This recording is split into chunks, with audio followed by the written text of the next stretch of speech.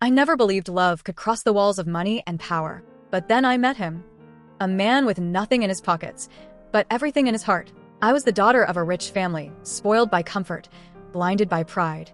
He was a poor man surviving day to day. No one thought we could ever belong together, but fate pulled us close.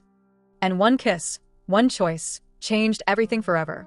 I was born into a world of shining chandeliers and velvet curtains. My life was framed by the scent of roses in crystal vases and laughter echoing through marble halls. Every morning, I woke up in a room so big, it felt like the walls were trying to remind me of my own importance. My father was a businessman, respected, feared, admired by many. My mother was elegant, soft-spoken in public, yet sharp and demanding behind closed doors. From the outside, our family looked perfect, like a portrait in a golden frame. But perfection is heavy, and sometimes it hides cracks too small for the eye to see. I had every luxury a girl could dream of: cars waiting at the door, dresses that cost more than most people's salaries. But I was lonely, painfully lonely.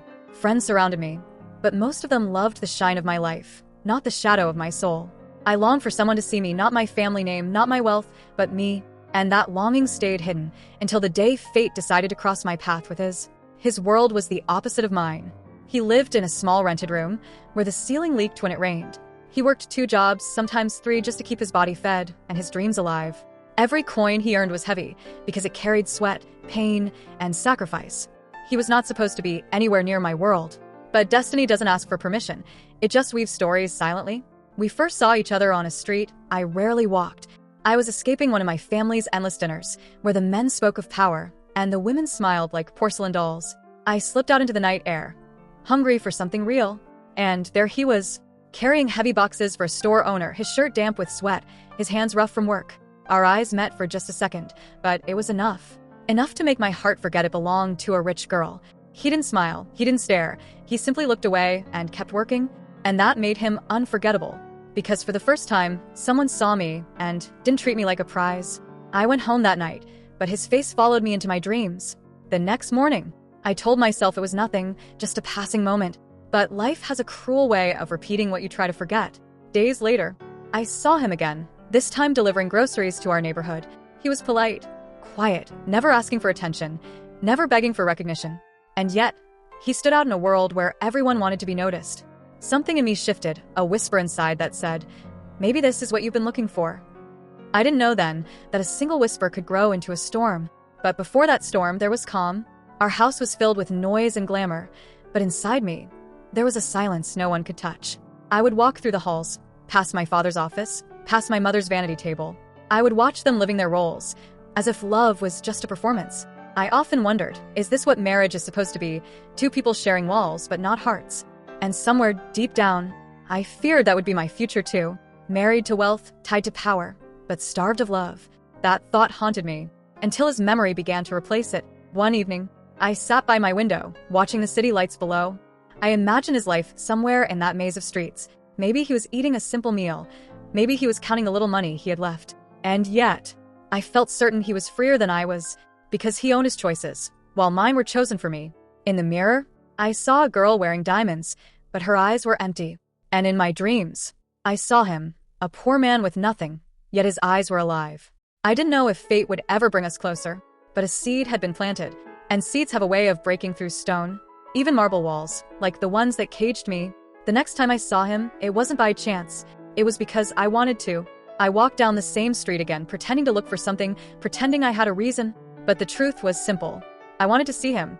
He was there, working again, lifting heavy boxes with ease, his back straight, his face serious. I paused, watching him from a distance, and for the first time in years, I felt like a girl, not a rich daughter, not a symbol of wealth, just a girl. He noticed me after a moment, his eyes flicked in my direction, but he didn't smile, didn't wave, didn't even stop. That silence, it drew me closer. I stepped forward, my heels clicking on the pavement, and finally, I spoke. "Do you need help with those?"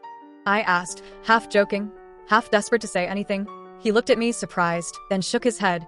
"You don't look like someone who should be carrying boxes," he said, his voice calm, not cruel, just honest. And for some reason, that honesty felt like a gift. We exchanged only a few words, but those words followed me home.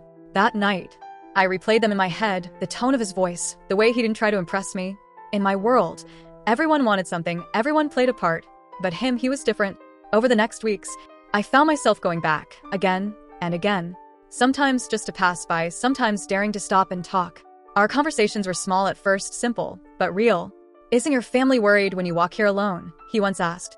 "They wouldn't notice if I was gone," I whispered. He paused, studied my face, but didn't press further.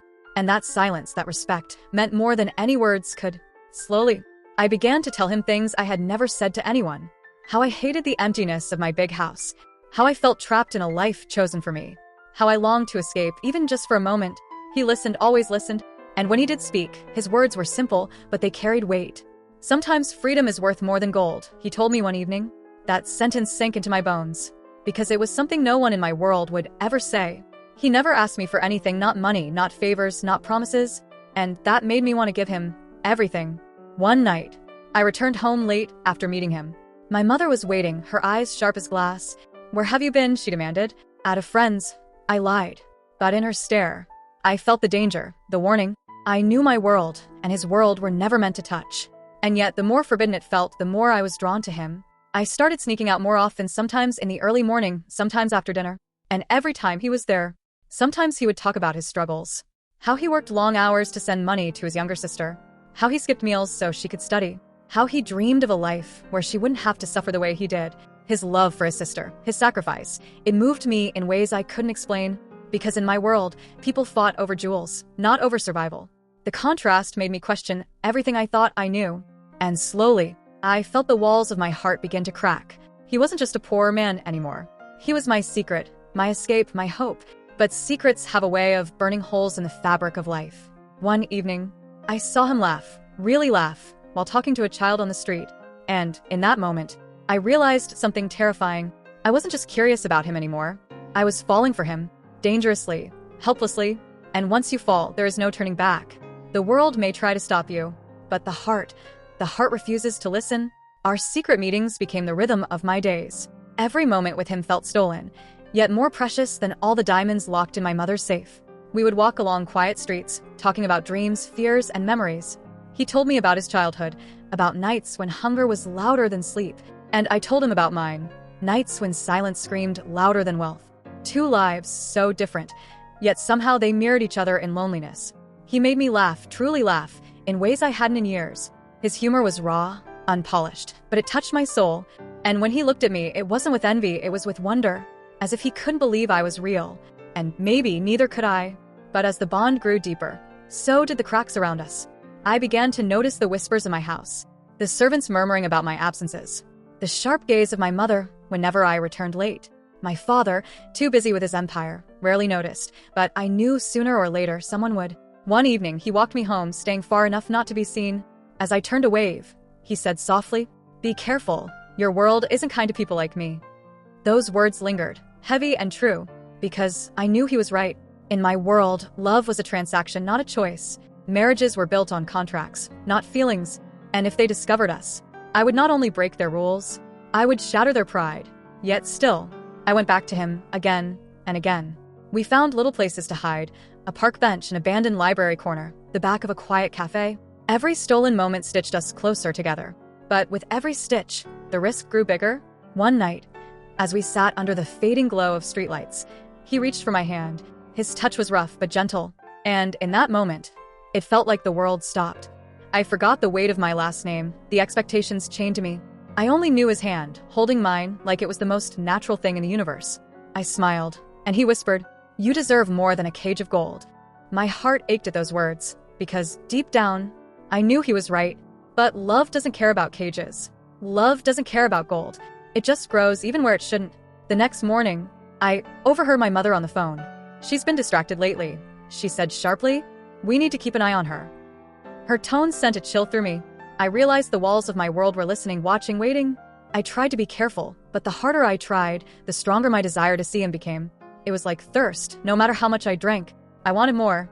And then came the moment that changed everything. One evening, while walking back from town, a neighbor spotted us together. She didn't say much, just a long stare, sharp enough to slice through my soul.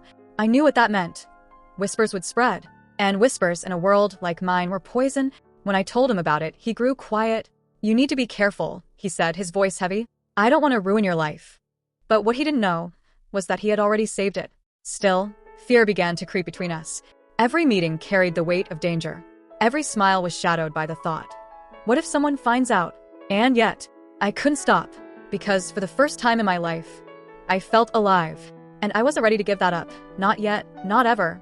Days turned into weeks and weeks into months. Our meetings became less careful, more reckless. Because the more they tried to chain me, the more I wanted to break free.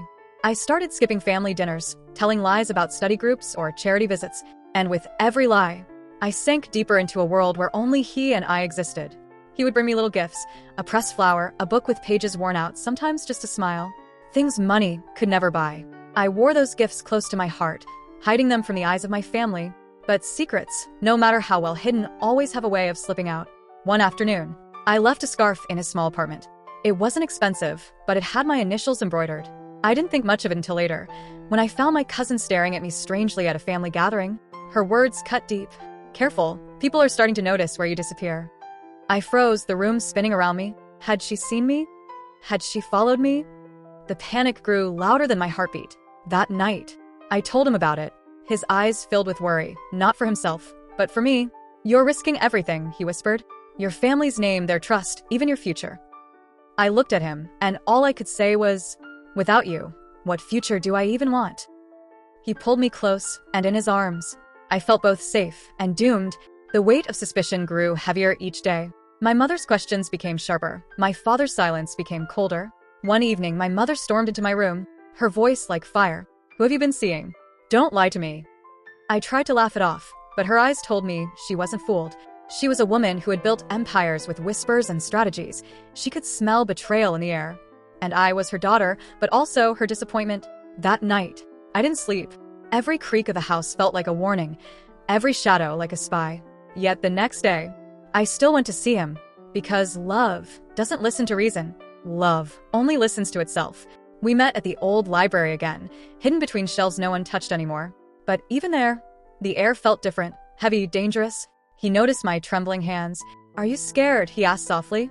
I wanted to say no, but the truth slipped out. Yes, but I'm more scared of losing you. His silence said more than words ever could. The days that followed were a blur of stolen glances, hurried meetings, and the constant fear of being caught. I could feel the walls of my golden cage closing in, and then it happened. One evening, as we walked down a quiet alley, I heard a sound behind us, footsteps, too slow, too deliberate. I turned, and in the dim light, I saw someone I recognized, my brother. His face pale with shock, his eyes burning with anger. For a moment, the world stopped. Then he whispered, words that cut through me like a blade. So, this is your secret. I froze, my heart slamming against my chest. He didn't shout, he didn't cause a scene, but his silence was worse than any scream, because I knew tomorrow the truth would spread like wildfire. When I looked at him, his hand still clutching mine, he whispered, it's over, isn't it?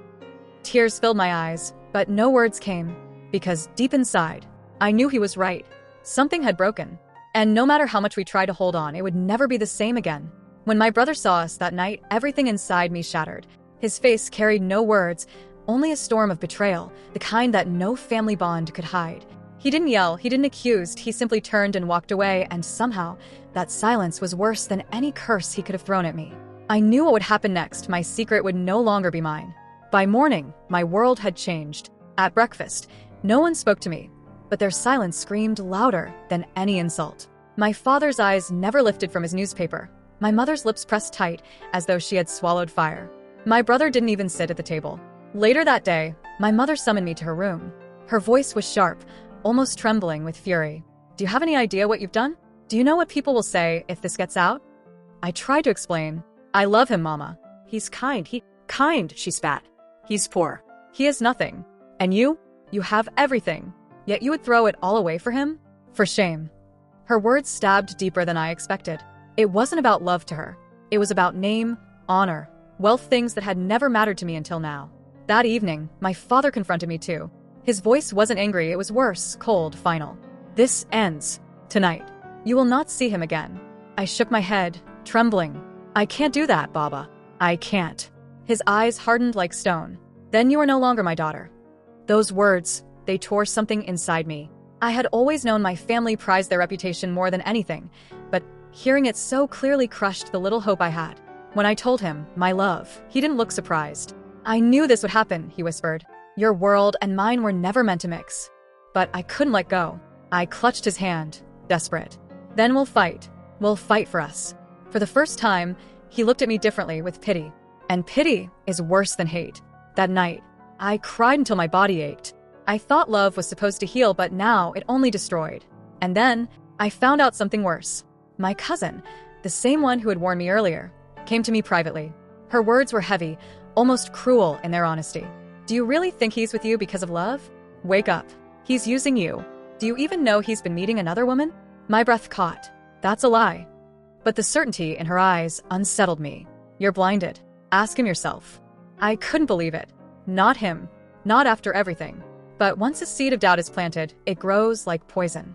The next day, I followed him. My hands shook. My heart thundered. But I had to know. And then, I saw him. Not alone. With her. She wasn't from my family. She wasn't rich either. But the way he held her hand, the way he looked at her, it was the way I thought he looked at me. My chest tightened until I could barely breathe. I wanted to scream. To run. To collapse. Instead, I stood frozen, as if my entire world had been ripped apart. When I confronted him later, his silence told me everything. Is it true? I whispered. Was I just a game to you? His eyes fell. It wasn't supposed to happen like this. My knees gave out. My heart didn't just break, it burned. All those lies, those promises, ashes now. I thought betrayal from my family was the worst pain, but betrayal from him, the one I defied them for, was unbearable. That night, I stared at myself in the mirror. The girl looking back wasn't me anymore. Her innocence was gone. Her heart was a battlefield. And in that silence, revenge whispered its first words into my ear. Not just against him, but against everyone who had caged me, lied to me, and used me. I wiped my tears and whispered to my reflection. They will all feel what I felt. And that was the beginning. I couldn't sleep that night. The picture of him, with her kept flashing in my mind, her smile, his touch, his silence when I asked the truth. It all screamed betrayal louder than any words. I thought about running away, leaving everything behind. But then I remembered my mother's cold words, my father's hard eyes, my brother's silence. No one had chosen me. No one had stood by me. Something inside me snapped. If they could break me this easily, then I would break them back. But revenge is never simple. It needs patience, calculation, and the courage to do things you once thought unthinkable. I began small. I started writing everything down, every detail of him, where he went, who he met, how he spent his money. I discovered that the woman I had seen with him wasn't the only one. There were others. He had been playing with more hearts than mine. That realization didn't crush me, it fueled me. If he thought I was weak, if he thought I would just cry quietly in a corner, he was wrong. One night, I sat at my desk and whispered to myself, I will not be their victim. I will be their punishment. The first step was risky. I gathered proof, photos, messages, secret letters. I even bribed a boy from his neighborhood to spy for me. Every day, more dirt came to me, every secret more poisonous than the last. But collecting evidence wasn't enough. I needed to strike where it would hurt the most. That's when I remembered the family dinners, the way my father always boasted about honor, about purity, about being untouchable in society. If the truth about me, about him, about all his lies were to come out publicly, everything they had built would collapse. The thought sent a chill through me. Could I really do it? Could I ruin my own family's reputation just to make them feel what I felt? The answer came easily. Yes. But danger lurked in every move. If anyone discovered what I was planning, if anyone found the proof in my possession, it wouldn't just destroy them. It would destroy me too. So I hid everything in a locked box under my bed. Every night, before I closed my eyes, I whispered to it, you are my weapon. Still, revenge isn't only about the enemy, it's about yourself. The waiting, the secrecy, the lies you begin to tell, they change you. I could feel myself becoming colder, sharper, someone I barely recognized. There were moments of doubt. Sometimes, I'd stare at the ceiling and ask myself, what if I'm wrong? What if he did love me once? But then the image of him with her would return, and the doubt would burn away. One evening, I decided to test the waters. I left a hint, just a small one. I whispered in my cousin's ear at a gathering, do you know what he does when I'm not around? Her eyes widened. What do you mean? I just smiled and walked away. The ripple had begun. Within days, whispers spread. Rumors swirled. People started questioning him, questioning me, questioning the story they thought they knew. And in those whispers, I felt powerful again. But power is dangerous. Because once you taste it, you crave more. I wanted him to suffer. Not just quietly, but publicly. I wanted his name burned, his reputation shredded, his heart crushed under the weight of exposure. Yet, with every step, the risk grew heavier. If my father ever found out I was the one fueling these whispers, he would destroy me before the truth even touched him. If my mother discovered the box under my bed, she would burn it and me with it. If he, my betrayer, ever suspected my plan, he could twist it, turn it, and ruin me instead. Every night, the fear whispered in my ear, what if someone finds out it was me? And yet, the fear didn't stop me. It only sharpened me.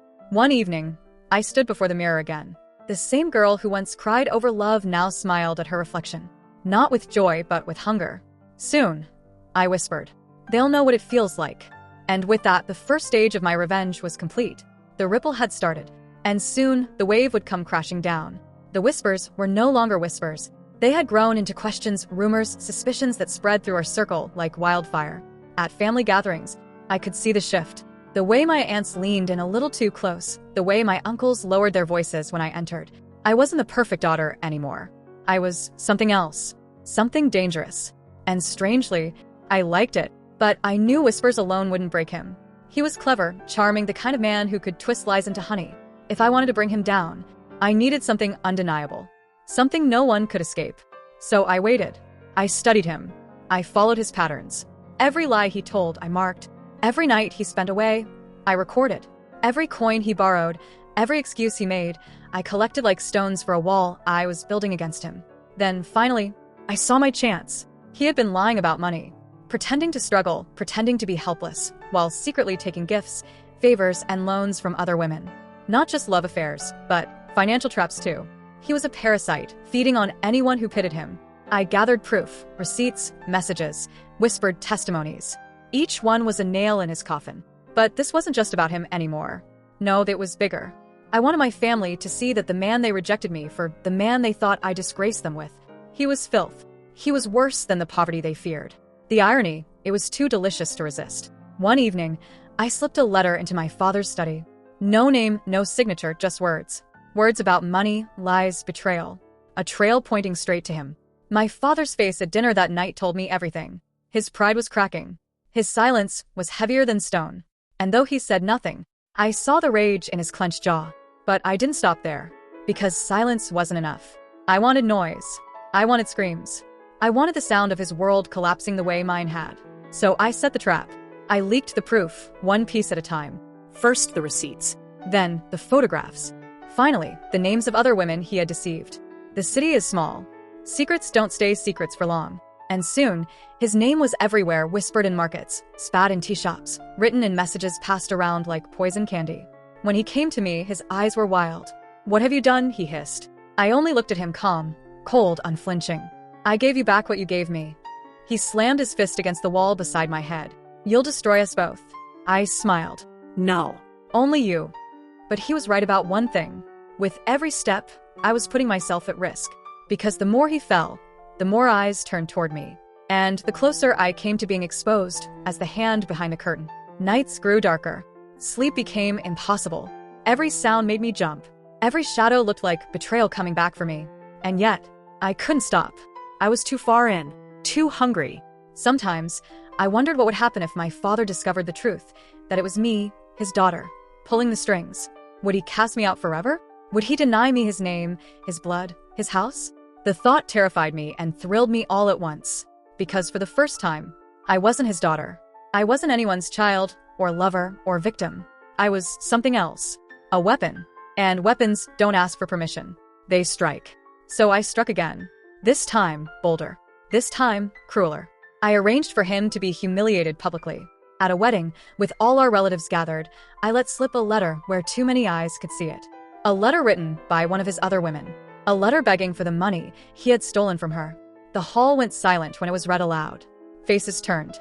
Gasps spread. And there he stood, cornered, exposed, stripped of the charm he had always used as a shield. I watched him crumble.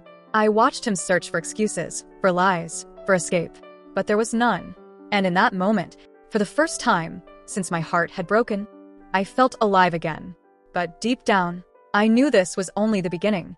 Because revenge is a hunger that grows. And I wasn't full yet. After the wedding, after the letter was read aloud, nothing was the same. He was no longer the man people smiled at, no longer the man women admired. He had become a joke, a warning, a disgrace whispered at every table. But with his fall came danger. Because people began to wonder, how had so many secrets suddenly come to light? Who had gathered them? Who had spread them? Eyes turned not only toward him, but toward me. My cousin asked directly one night, her voice sharp, her eyes searching. "Was it you?" I laughed. I denied it. But inside, my pulse raced. Because if she suspected, then others might too. The risk was growing heavier by the day. At home, my father grew restless. He began asking questions about where I went, who I saw, what I did with my time. My mother's gaze lingered too long, as if she sensed a shadow behind my calm face. I told myself I could control it, that I could keep the truth buried. But control is fragile. And lies, they have a way of slipping through cracks. One evening, he came to me again. Broken, shaken, desperate. "Stop," he begged. "Please. You've destroyed me already. What more do you want?" I looked at him, at the man I once loved, and felt nothing but cold fire. "I want you to feel what I felt," I whispered. Helpless, shamed, alone.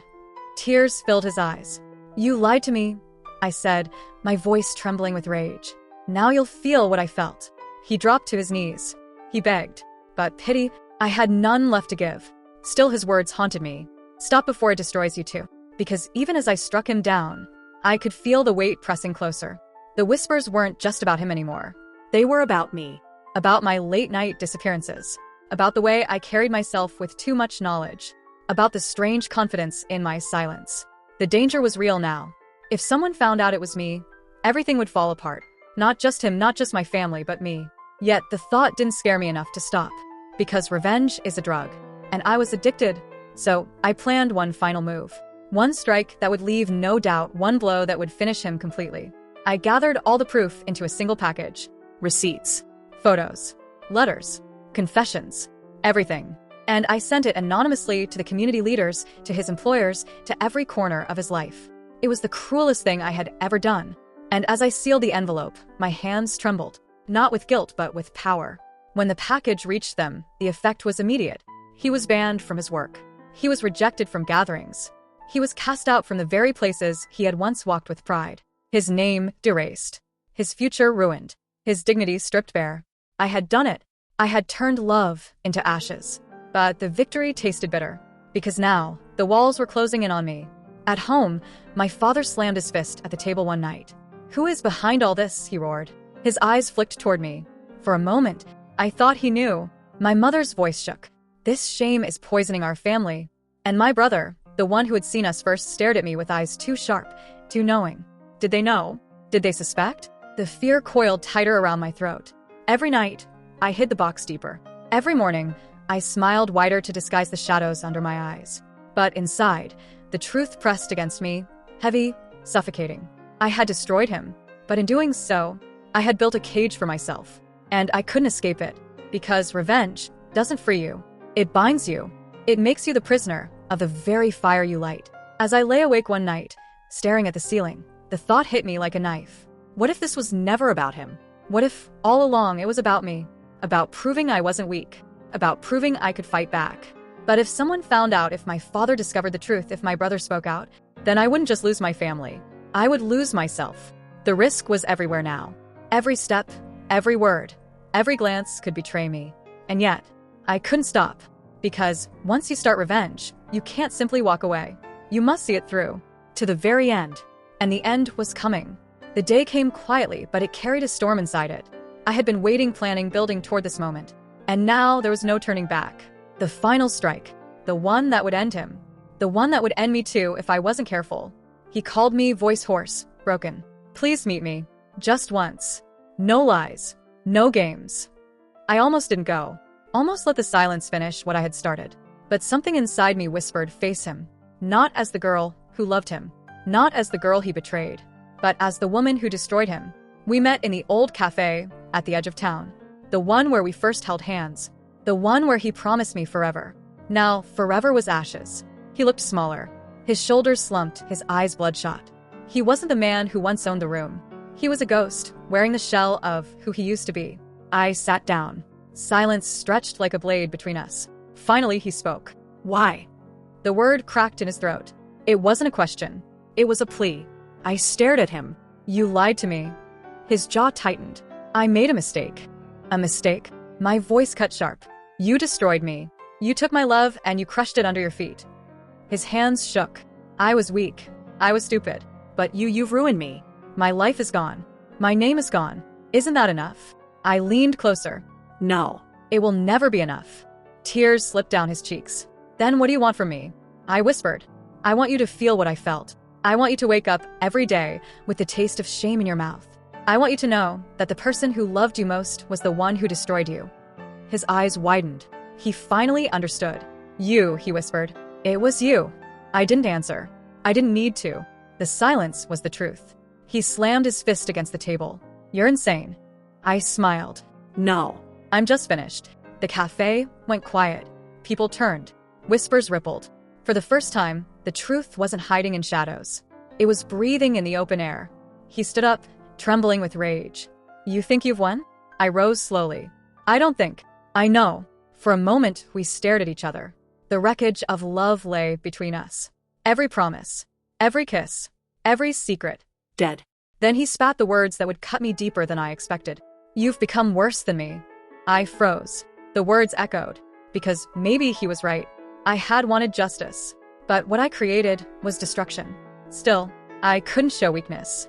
I couldn't stop now. So I whispered, maybe, but at least I'm not a liar.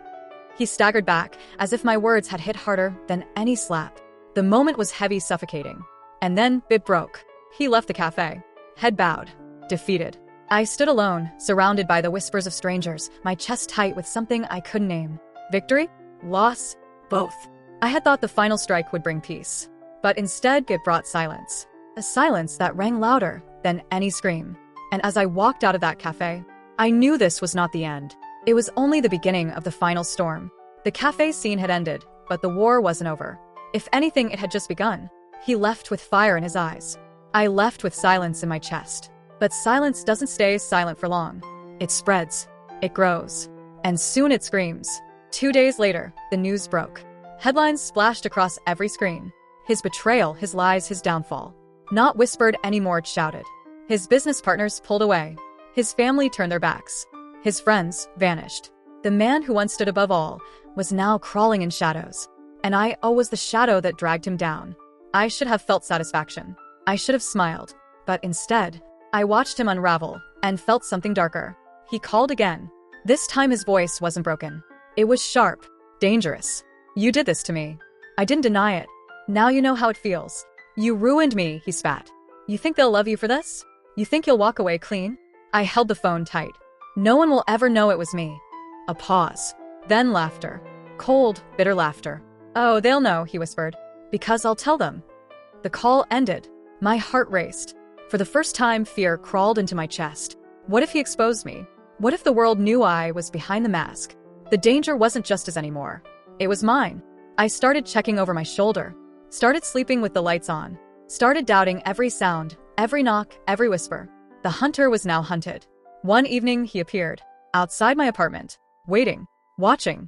I froze in the hallway. Our eyes locked through the glass door. He didn't move. Didn't speak. Just stared. Then slowly, he mouthed the words. You will pay. The chill ran deep into my bones. I slammed the door shut. Locked it. Bolted it. But his presence lingered. That night, I couldn't sleep. Every creak in the walls felt like his footsteps. Every shadow on the ceiling felt like his face. By morning, I made my choice. This had to end. Not tomorrow. Not someday. Now. I gathered everything. Every piece of evidence. Every photo. Every message. Every secret I had on him. And I prepared to burn it all in front of him. So he'd know. I held his life in my hands. But fate is cruel. Because when I went to confront him, he was already waiting.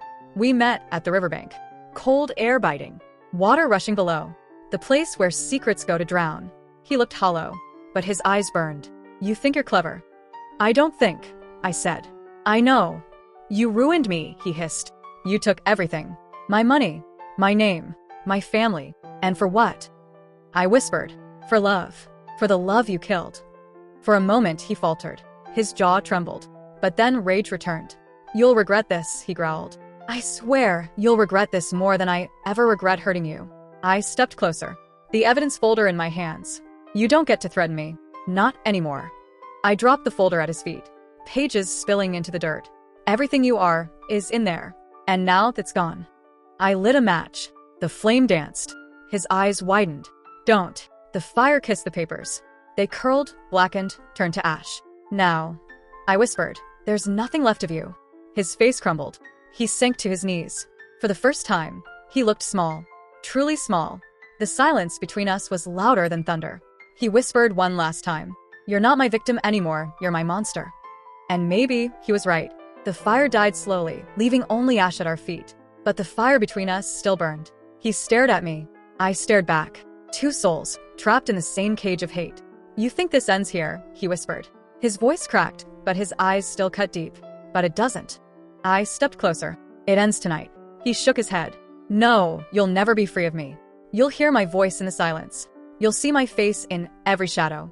I'll live inside your guilt." His words crawled into me like poison. But I stood tall. Because fear could no longer own me. I pulled something from my coat. A phone. Unlocked. Recordings on the screen. His eyes widened. You recorded me?" I nodded. "Every word. Every lie. Every confession. And the world is waiting to hear it." He lunged forward.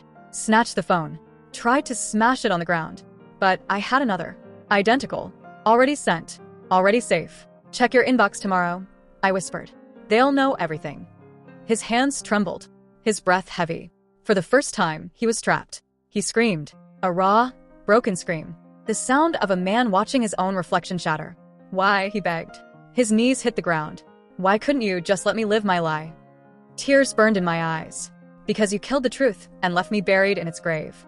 The river rushed louder, as if echoing the chaos inside us. He buried his face in his hands. Then looked up at me, hollow, broken. "You've won," he said. "But victory feels like blood, doesn't it?" His words pierced me. Because he was right. The revenge tasted like ash. Like the very papers burning at our feet. I turned to walk away. My steps heavy. My chest torn between triumph and sorrow. But then, his voice called out. Sharp. Desperate. "One last thing." I froze. Didn't turn. Didn't breathe. "You'll carry me forever," he said. "No matter how far you run. Because monsters don't die with a fire. They live inside the ones who created them." I closed my eyes.